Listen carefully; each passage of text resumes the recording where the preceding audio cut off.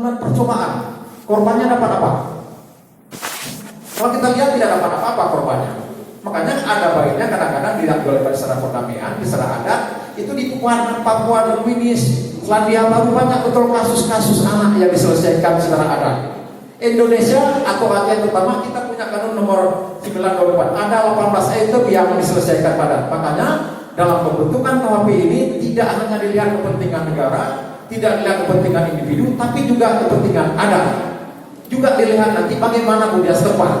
Makanya saya, kalau nanti mungkin kita boleh sendiri pendapat, saya sebenarnya orang yang setuju KUHP ini pendapat, tapi dengan syarat ada beberapa pasal yang direvisi. Sejak dulu perdebatan bagaimana pemerkosaan dan keluarga, setuju tidak? Saya mendalami, saya cari dalam Islam, Islam tidak mengenal pemerkosaan dan keluarga.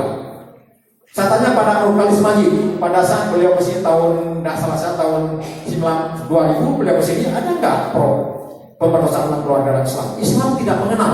Tapi ya, mungkin tidak. Kalau istri kita paksakan sampai 10 kali satu malam, umpamanya kita ajak dewasa, ini menjadi problem. Misalnya dalam pemerkosaan, maka saya katakan teman-teman mahasiswa, coba ajukan juga pemerkosaan. Bisa nggak pemerkosaan dilakukan terhadap laki-laki?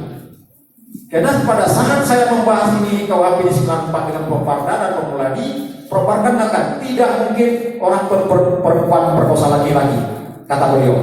Ya. Saya katakan kenapa mungkin tidak? Ya. Seandainya laki-laki diberikan Viagra, ya, burungnya bangun, karena Proparda mengatakan kalau burung nggak bangun bagaimana diperkosa? Ya. Begitu burungnya bangun, diperkosa bisa tidak? Bisa. Tapi Proparda dengan lihai katakan seandainya laki-laki diperkosa, ada nggak akibatnya? Ini yang menjadi permasalahan. Tapi saya katakan kan ada ius constitutum, ius constituendum, hukum yang diceritakan. Karena dalam KUHP sekarang pemerkosaan itu bukan hanya kekerasan, tapi dengan konsep. Seandainya tidak setuju misalnya dengan bujuk rayu, itu termasuk pemerkosaan. Tidak harus dengan kekerasan. Itu terjadi perubahan-perubahan.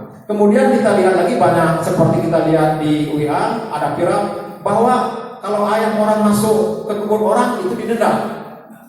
Ya pasti, tapi bukan ayam disebut di situ, tapi kita malah salah tafsir seakan-akan ayam. Ini kan menjadi problem di dalam masyarakat kita. Wah ribut, masa ayam aja masuk. Tapi ini banyak kejadian. Kalau kita pergi di era Sigli dulu yang dikatakan kandang lembu yang terpanjang, sekarang seandainya ketabrak lembu, orang yang punya lembu nggak mengakui lembunya lagi. Kenapa? Dia khawatir nanti orang yang menabrak ini meminta ganti terhadap pada orang yang punya lembu tersebut. Sekarang biarlah mati lembunya, tapi orangnya tidak akan mengganggu lagi. Ini juga diatur di dalam KUHP sekarang. Makanya kalau kita lihat KUHP sekarang, ada yang bagus, ada yang tidak. Yang perlu kita kritik silakan nantinya. Misalnya apa? Tentang ada yang mengatakan kok 75 tahun itu nggak perlu ditahan lagi. Ya nggak apa-apa, nggak masalah. Itu udah dipelajari tahu di Thailand nggak salah 70 tahun mereka tidak ditahan lagi. Ya.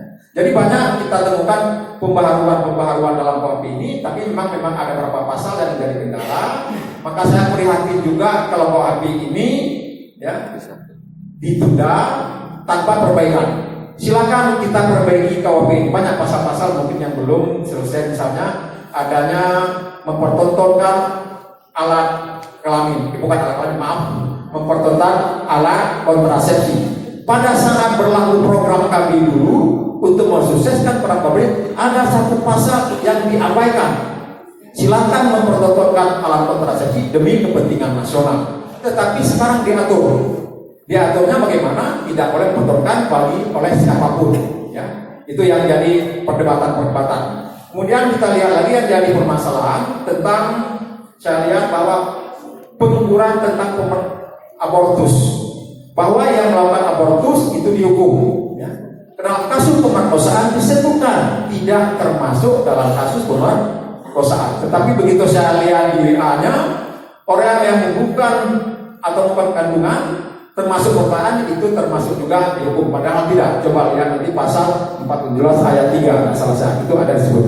Mungkin ini dulu sementara, mungkin kita berikan pada teman-teman.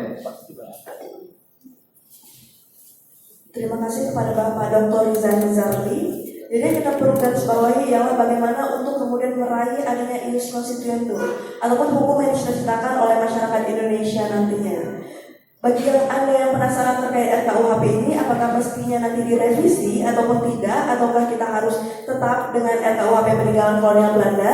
Ditahan dulu pertanyaannya karena kita masih mempunyai 2 pembicara lagi. Langsung saja pembicara kedua kita ada Ibu Nur Siti SHM yang kebetulan dosen saya sendiri. Pendidikan menempuh di S1 Sarjana Hukum Fakultas Hukum Universitas Syahkuala.